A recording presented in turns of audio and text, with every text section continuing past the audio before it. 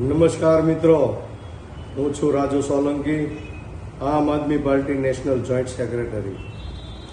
મિત્રો, ખાસ કરીને લોકસભાનું ઇલેક્શન જ્યારે ખૂબ નજીક આવી રહ્યું છે ત્યારે ભારતીય જનતા પાર્ટીના અહંકારી નેતાઓ જાહેરમાં મંચ ઉપરથી અવારનવાર દરેક સમાજ માટે, ધર્મ માટે, જ્ઞાતિ માટે બફાટ કરી રહ્યા છે અને લોકોની લાગણી દુભાય એ પ્રકારના નિવેદનો કરી રહ્યા છે.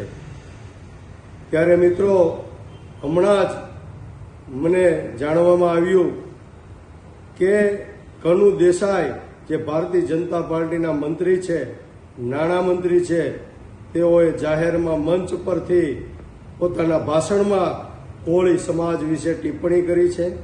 કોળી સમાજ વિશે ટિપ્પણી કરતા કોળી સમાજની ખૂબ લાગણી દુભાઈ છે. સમગ્ર ગુજરાતના કોળી સમાજને આ નિવેદનથી ઘેરા પ્રત્યાઘાતો પડ્યા છે. ત્યારે મારે કનુ દેસાઈને કહેવું છે, તાત્કાલિક કોળી સમાજની માફી માગો.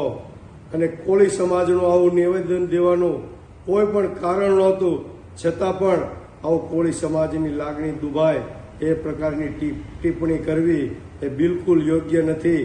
એટલા માટે મારે કનુ દેસાઈને કહેવું છે કે તાત્કાલિક કોળી સમાજની માફી માગે, નહીતર સમગ્ર ગુજરાતનો કોળી સમાજ મેદાનમાં આવી અને આંદોલન કરશે.